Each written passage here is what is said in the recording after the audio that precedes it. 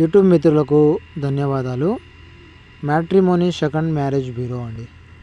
మీరు మీ భార్యతో పడక సంసార జీవితం సాగించలేక విడాకులు తీసుకొని మనశ్శాంతికరమైన జీవితం గడపాలి అనుకున్న వాళ్ళకి మా మ్యారేజ్ బ్యూరో ద్వారా రెండవ పెళ్లి సంబంధం చేయించబడును.